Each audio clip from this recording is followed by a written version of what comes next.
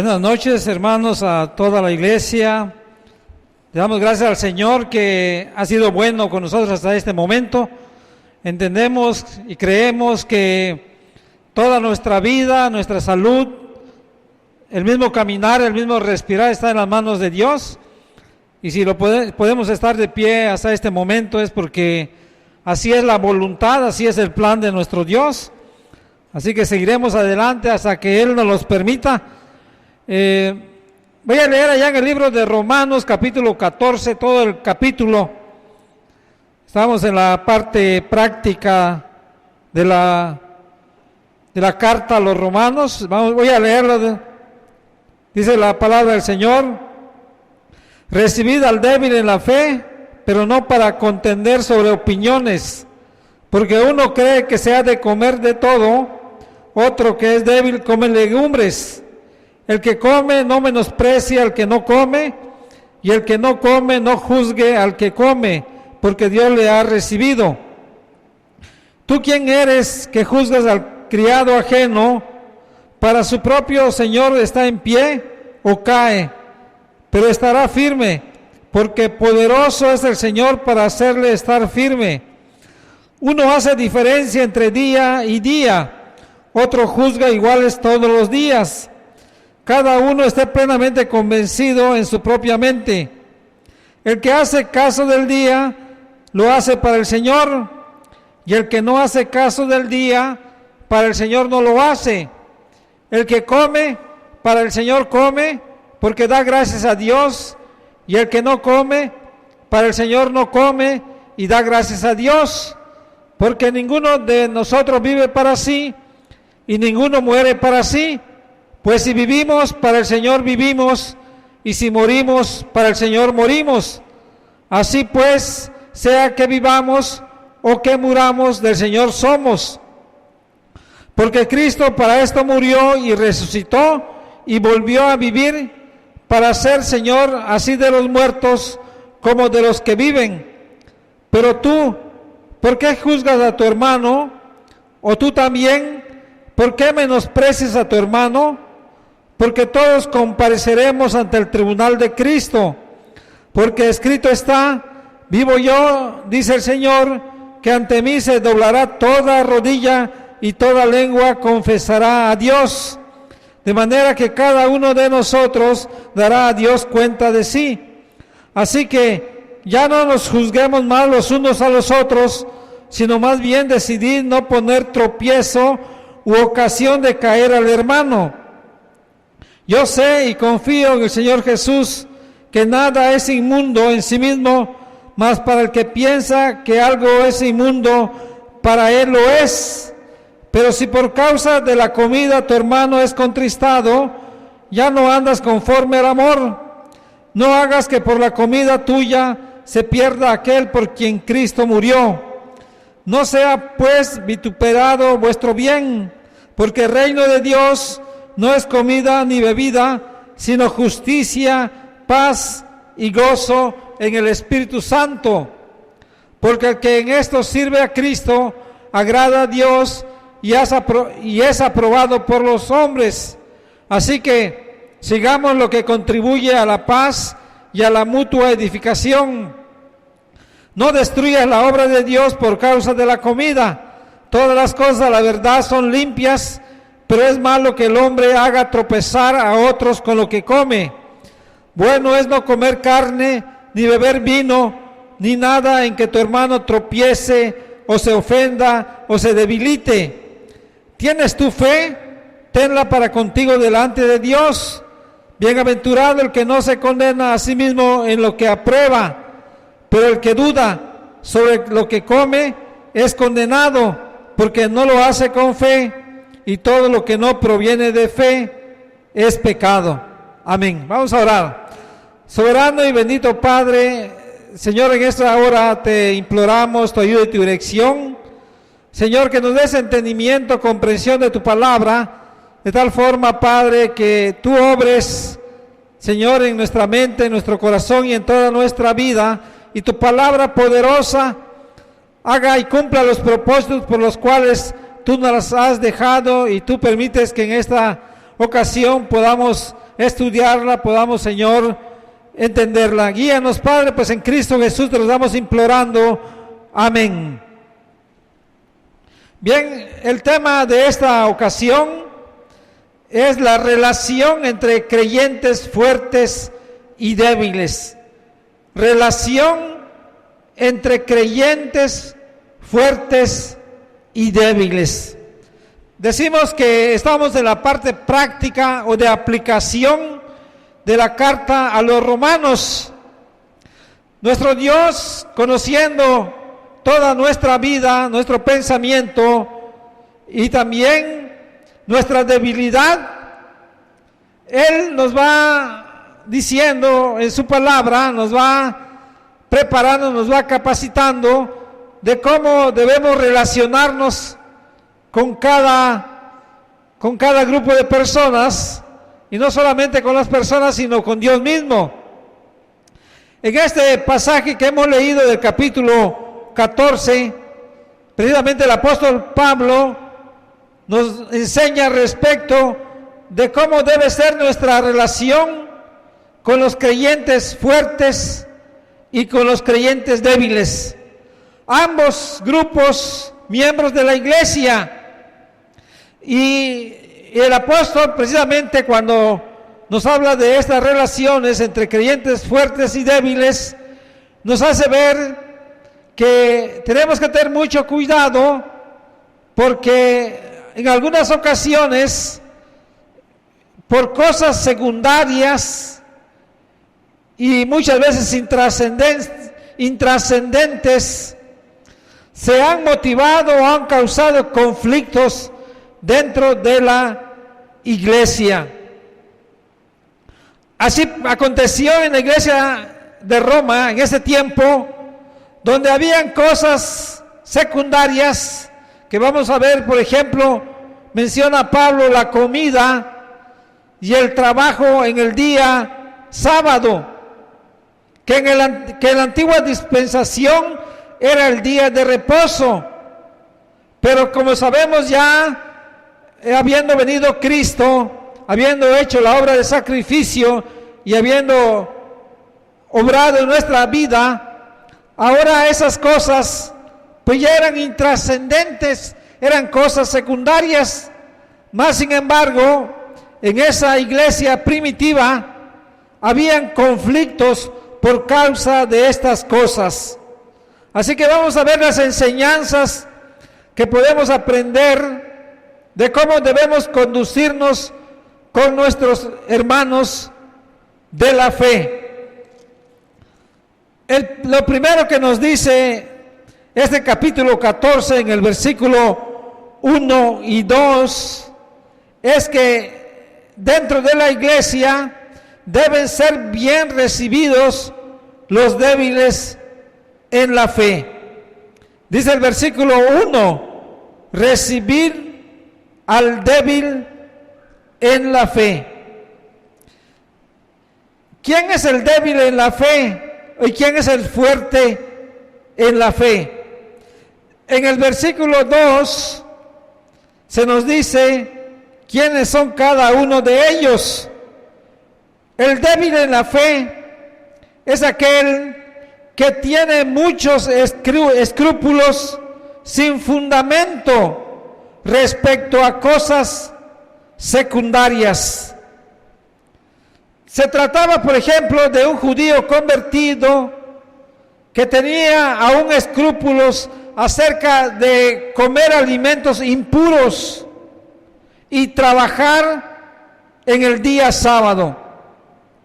Dice el versículo 2, porque uno cree que se ha de comer de todo, otro que es débil come legumbres. Ahí se nos define los dos tipos de creyentes dentro de la iglesia. Dice, uno cree que se ha de comer de todo. ¿Quién es ese? Ese es el fuerte en la fe. Es un creyente en el pleno goce de la libertad cristiana y basadas en las enseñanzas del Nuevo Testamento. Él entiende que todo alimento es limpio. Es aquel que dice que cree que se ha de comer de todo. Y verdaderamente Dios nos enseña en su palabra que ya esas reglas sanitarias y rituales del Antiguo Testamento ya no tienen nada que ver con la nueva dispensación, sino que dice la Escritura que allá en 1 de Timoteo capítulo 4 y 5, dice el Señor, porque todo lo que Dios creó es bueno y nada es de desecharse si se toma con acción de gracias, porque por la palabra de Dios y por la oración es santificado. Todo lo que Dios creó, dice, es bueno. Entonces ya no hay esas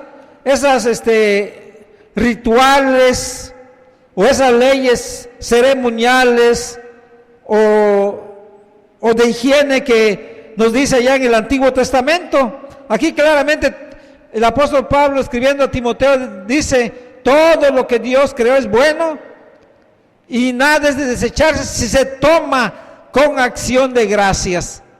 Nosotros damos gracias a Dios cuando vamos a comer, porque entendemos que todo viene de las manos de Dios. Entonces cuando oramos le damos gracias a Dios. Entonces dice, por la palabra de Dios y por la oración es santificado. Entonces el creyente, entendiendo esto, entonces tiene libertad cristiana para comer, como dice aquí la Escritura, nada es de desecharse. En comparación con el creyente débil, que puede tener escrúpulos acerca, por ejemplo, de comer carne de cerdo o cualquier otra comida. Incluso sabemos que hay gente que puede ser vegetariano. Eso no significa que ser vegetariano sea malo. De hecho, sabemos que cuando Dios creó al hombre, al inicio le indicó que se debía alimentar de las plantas, sus frutos y semillas.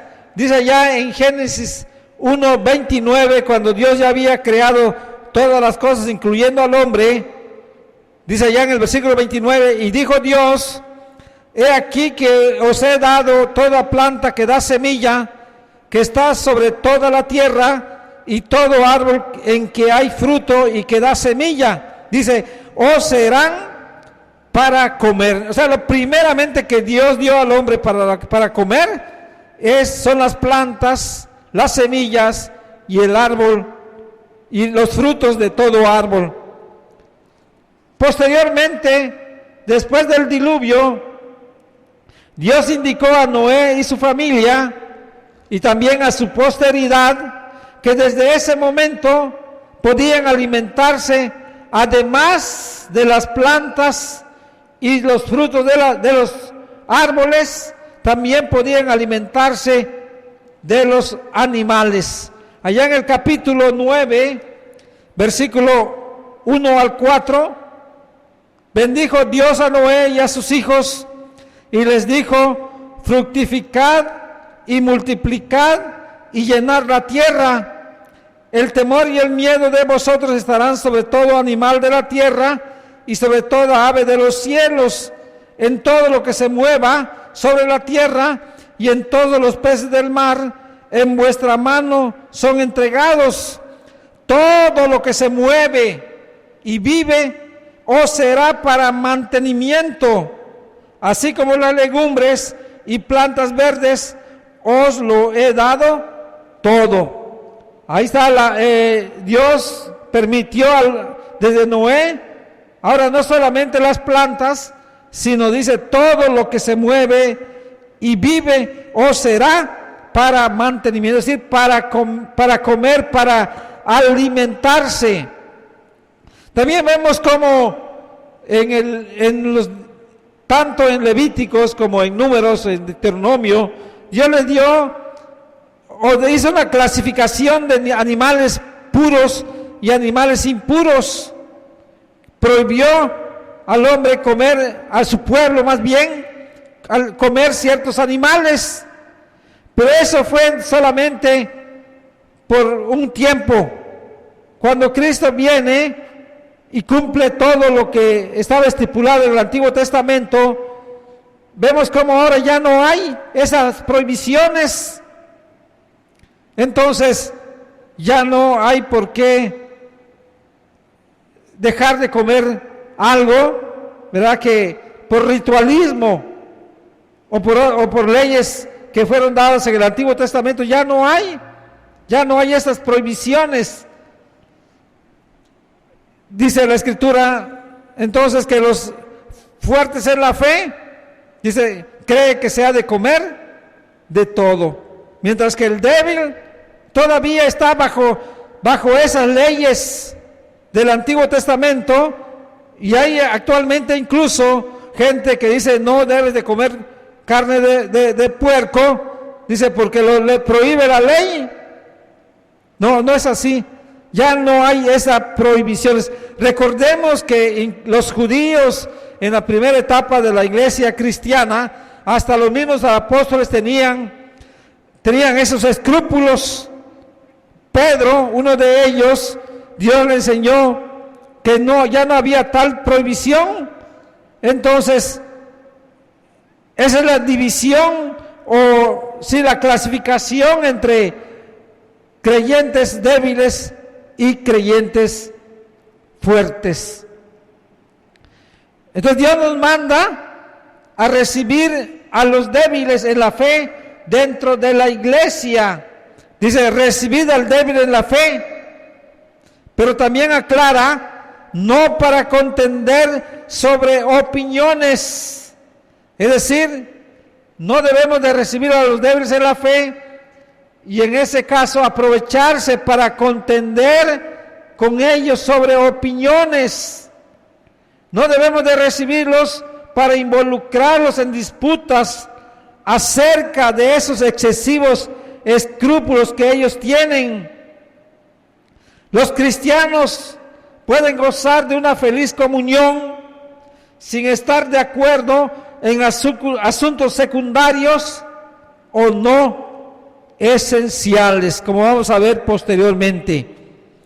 En segundo lugar, en este pasaje se nos dice que debe de haber una mutua tolerancia entre los cristianos débiles y los fuertes.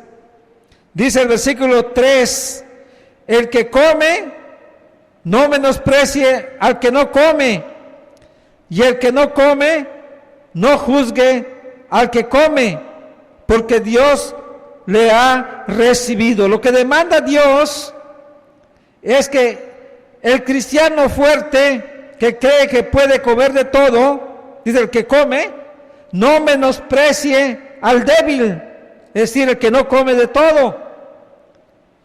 Pero por otra parte, el débil no debe juzgar al que come. La enseñanza es que la comida no debe ser motivo para pleitos y discusiones. Son cuestiones secundarias. Hay cosas más importantes en ambos creyentes que deben ser considerados. Dice acá, porque Dios le ha recibido. Es decir, Dios ha recibido a ambos, tanto al fuerte como al débil, son hijos de Él y por lo tanto miembros de su familia.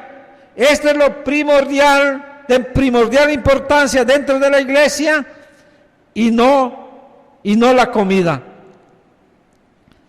Entonces debemos ambos, entre el creyente fuerte y el creyente débil, debe haber mutua tolerancia respecto, repetimos, a cosas secundarias y no esenciales. En tercer lugar, este pasaje también nos enseña que como creyentes en Cristo, realmente somos siervos del Señor. Somos siervos del Señor. todos los creyentes, todos los cristianos, estamos en las manos del Señor. Tenemos un dueño, tenemos un amo, un Señor, y ese es Jesucristo. Entonces, eso nos debe evitar juzgar a los demás. Dice el versículo 4, ¿tú quién eres que juzgas al criado ajeno? Cuando juzgamos a los demás, lo que estamos haciendo, nos estamos poniendo como amos, como señores de los demás. Y no es así. Cada uno dependemos de Dios, dependemos de Jesús. No dependemos directamente de las demás personas. Y lo explica el versículo 4. El criado ajeno, dice, para su propio Señor está en pie o cae, pero estará firme, porque poderoso, dice el Señor, para hacerle estar firmes. Entonces, cuando los cristianos se juzgan unos a otros por esas cuestiones secundarias, se constituyen como amos de los otros, pero Cristo es el único amo y Señor de todos los creyentes. Solo de Él dependemos. Estar de pie o caer depende solamente del Señor. La promesa dada a sus hijos es que nos sostendrá y nos hará estar firmes por su omnipotencia. Dice, pero estará firme porque poderoso es el Señor para hacerle estar firmes. Entonces nuestra vida depende y está en las manos de nuestro todopoderoso Señor. Entonces eso nos debe evitar juzgarnos los unos a los otros. También algo muy importante referente a que Jesús es el Señor, es que realmente Él es el Señor del día de reposo.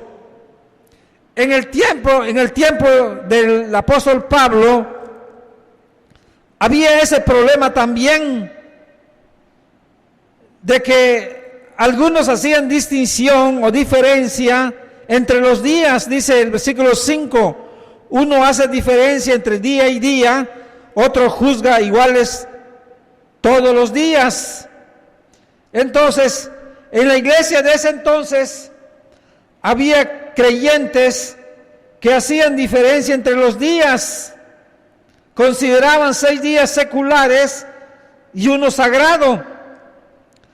Algunos cristianos judíos consideraban el sábado como día de obligación, consideraban como malo trabajar ese día.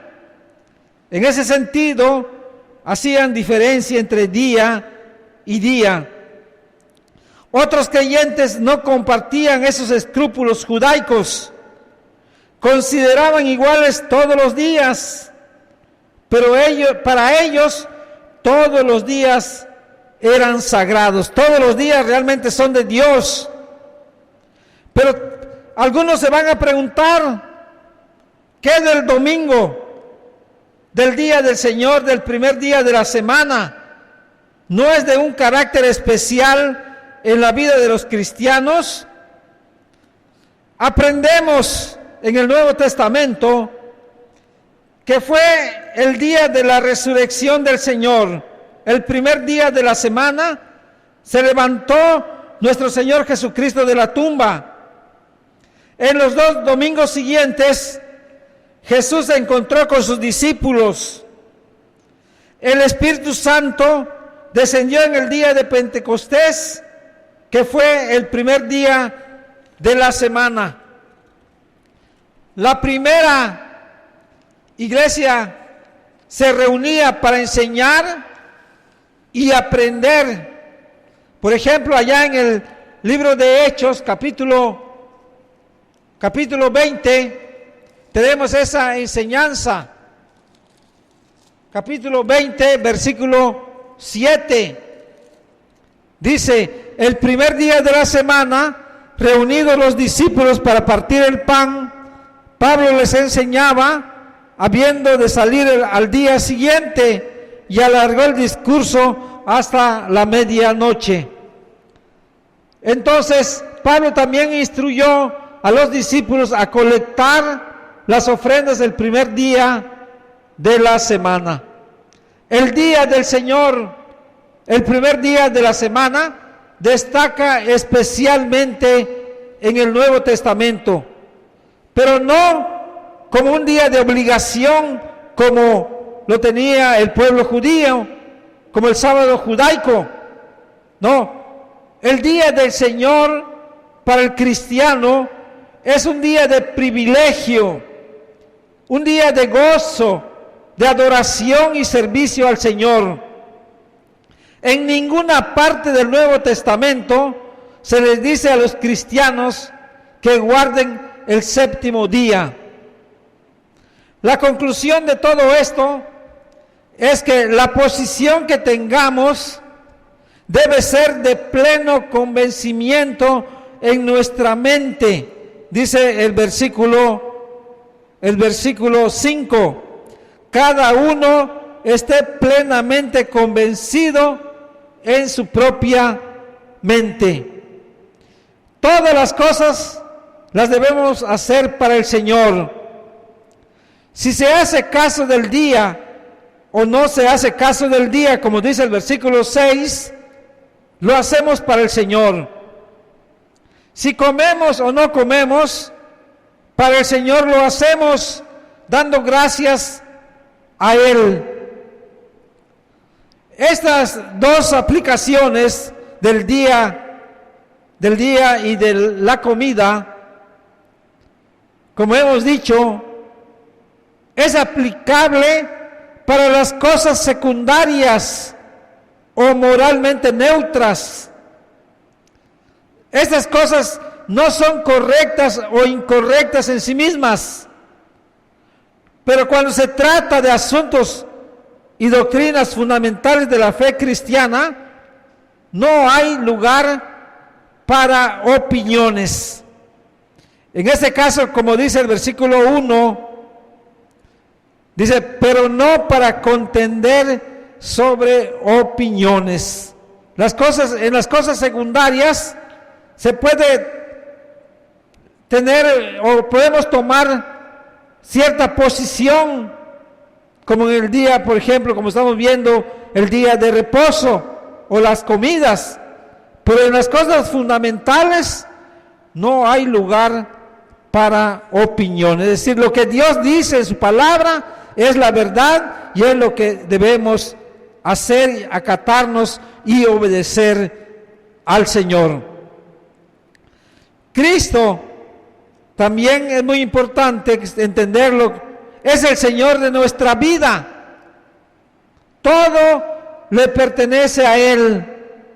Nuestra vida y nuestra muerte está en sus manos. Dice el versículo 7, porque ninguno de nosotros vive para sí y ninguno muere para sí. Pues si vivimos, para el Señor vivimos, y si morimos, para el Señor morimos. Así que sea que vivamos o que muramos, del Señor somos. Entonces, de que Cristo vino a nuestra vida y creímos y le recibimos, no debemos de vivir para nosotros mismos. No, tenemos un amo, tenemos un Señor, y todo lo que vivamos, todo lo que hagamos, debemos de hacerlo para el Señor, para la gloria de Él. Por eso dice acá el apóstol, si vivimos o si morimos, dice, para el Señor vivimos y para el Señor morimos. El apóstol Pablo también decía, o dice, que ya no nos pertenecemos a nosotros mismos, ni vivimos para nosotros mismos, sino pertenecemos a Cristo, y vivimos para Cristo. Entonces, esta es el asunto de nuestra vida, entender que toda nuestra vida está en las manos de nuestro Señor. También algo muy importante que nos debe de llevar o evitar juzgarnos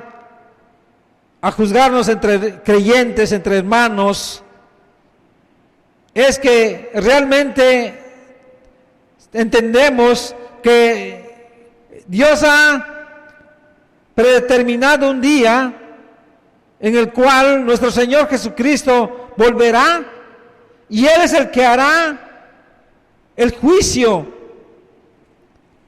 Dice la Escritura en este pasaje que hemos leído en el versículo 10, del 10 al 12, hablando del juicio que Cristo vendrá a hacer en su segunda venida. Pero tú, ¿por qué juzgas a tu hermano? O tú también, ¿por qué menosprecias a tu hermano? Y dice, porque todos compareceremos ante el tribunal de Cristo, porque escrito está, vivo yo, dice el Señor, que ante mí se doblará toda rodilla y toda lengua confesará a Dios, de manera que cada uno de nosotros dará a Dios cuenta de sí. Debemos de evitar juzgar a nuestro hermano o menospreciar a nuestro hermano, porque eso en un momento dado se constituye en pecado. Y todo esto, dice, hay que tener mucho cuidado, porque esto nos va a llevar a comparecer ante el tribunal de Cristo. O en lugar de juzgar, entender que el que va a juzgar es nuestro Señor Jesucristo. Dice, todos compareceremos ante el tribunal de Cristo. En ese momento que Él como juez justo venga, dice, toda rodilla se doblará ante el Señor y toda lengua confesará a Dios. Entonces, si el débil en la fe juzga al fuerte y el fuerte menosprecia al débil, debemos conocer y creer de que al hacerlo seremos llamados a cuentas. Hay un día determinado por Dios que será cuando el Señor regrese, como Él nos ha prometido, en que Él vendrá a juzgar a todos, tanto a vivos como muertos, y verdaderamente todos compareceremos ante el tribunal de Cristo. Todos, dice, toda rodilla se doblará ante Dios, cada uno dará cuenta de sí mismos y no de sus hermanos. Cada uno dará cuenta de sí mismos. Entonces, nos juzgamos demasiado unos a otros, sin la apropiada autoridad y conocimiento. En lugar de eso, el Señor nos dice, debemos evitar poner obstáculos que hagan caer a nuestros hermanos. Versículo 13 hasta el 21 nos habla de este punto. No debemos poner obstáculos delante de nuestros hermanos. Dios nos manda a no ser piedra de tropiezo para nuestros hermanos débiles en la fe. Recuerden que Cristo mismo lo dijo, aquel que haga tropezar o haga caer a uno de sus hijos, dice, sería mejor que aquella persona se le atara una piedra de molino y se le lanzara al mar.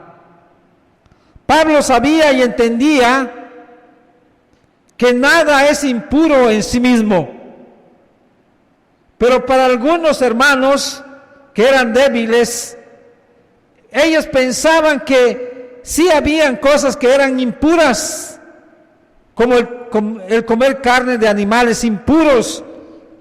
En su mente y en su conciencia, había esta consideración. Dice el versículo 14, Pablo decía: yo sé y confío en el Señor Jesús, que nada es inmundo en sí mismo. Pero él reconocía, mas para el que piensa que algo es inmundo, para él lo es. O sea, hay que tener mucho cuidado con los débiles en la fe. Si una persona piensa, por ejemplo, que una comida es inmunda, tenemos que tener cuidado con él de no contristarlo. Dice el versículo 15, si por causa de la comida, o sea, de lo que comemos, tu hermano es contristado, ya no andas conforme al amor, o sea, no estás amando a tu hermano, porque lo estás contristando, porque él piensa que es inmundo lo que estás haciendo. Dice, no, hay que tener mucho cuidado, hay que evitar eso. Si amas a tu hermano, evítalo. No hagas que por la comida tuya se pierda aquel por quien Cristo murió. Es decir, al contristar al hermano débil, puede llegar un momento en que este hermano pues se aleje del Señor, o se aleje de la comunión con la iglesia. Y dice la Escritura, no hagas eso. Incluso dice, nuestro bien, o sea, lo que en un momento dado nosotros entendemos que podemos comer, o incluso la obra de Dios en nuestra vida puede ser vituperado por nuestro actuar al no andar en amor con respecto a nuestros hermanos débiles. Y no hay que darle demasiada importancia a estas cosas como la comida, como ya dijimos anteriormente. ¿Por qué? Porque dice la Escritura, porque el reino de Dios no es comida ni bebida, sino justicia, paz y gozo en el Espíritu. Entonces, lo importante para el cristiano debe ser el reino de Dios. Los alimentos y las reglas dietéticas son cosas secundarias. Lo importante son las realidades espirituales. Y aquí nos menciona justicia, paz y gozo en el Espíritu Santo. Justicia es la manera en que Dios quiere que su pueblo y sus hijos anden. Paz y gozo en el Espíritu, obviamente, son frutos del Espíritu Santo. Entonces, los hijos de Dios deben caracterizarse por una vida de justicia práctica, una buena disposición para la paz y la armonía, y una experiencia de gozo en el Espíritu Santo. En lugar de hacer más énfasis en cosas secundarias, dice, mejor es vivir de esta forma que agrada, y esto dice, agrada a Dios y es aprobado por los hombres. O sea, es más agradable la forma como debemos de andar, más que en discusiones por cosas que no tienen ese valor, esa importancia que muchas veces le estamos dando. Y también algo muy importante en la relación entre los creyentes es obviamente la paz. Entonces debemos mantener la paz en la comunión cristiana. Dice el versículo 19, en lugar de estar discutiendo y peleando por cosas que no son trascendentes o importantes, dice el apóstol Pablo, así que sigamos lo que contribuye a la paz y a la mutua edificación. Entonces, en lugar de promover discusiones y conflictos por cosas carentes de importancia, debemos esforzarnos en buscar y mantener la paz y la armonía en la comunión cristiana. En lugar de hacer tropezar a otros por insistir en nuestros derechos, deberíamos edificar a otros en la fe. Dice, y a la mutua edificación. Entonces debemos, como cristianos, ya sea débiles o fuertes, reflexionar qué estamos haciendo, porque podríamos estar estorbando o destruyendo la obra que Dios está realizando en la vida de cada uno de sus hijos. Dice Pablo, no destruyas la obra de Dios por causa de la comida. Dice, hay que evitar eso, hay que reflexionar que cosas que no tienen mucha trascendencia pudieran, como dice aquí la Escritura, afectando a los hermanos, a los débiles en la fe. Hay que evitarlo, así nos lo dice la Escritura. Y de hecho, aun cuando creamos y entendamos que estamos en el derecho de, por ejemplo, comer de todo, sin embargo hay que evitarlo. Dice, todas las cosas a la verdad son limpias, pero es malo que el hombre haga tropezar a otros con lo que come. También Pablo decía, todas las cosas me son lícitas, pero dice, no todas edifican. Entonces, aunque esté en nuestro derecho comer ciertas cosas que son legítimas, son limpias, pero si esto puede hacer tropezar a otros, entonces dice, evítalo, no hagas tropezar, porque ya vimos que esto es algo que a Dios no le agrada.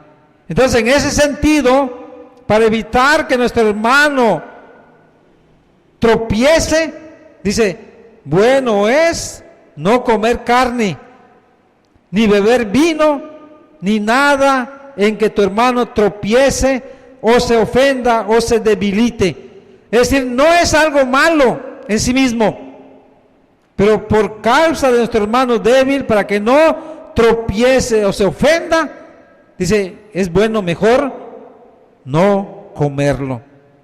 Entonces el apóstol termina con una exhortación tanto al hermano fuerte en la fe como al débil también. Le dice al hermano fuerte en la fe, ¿tienes tu fe? Tenla para contigo delante de Dios. O sea, si tú crees que puedes comer de todo, está bien.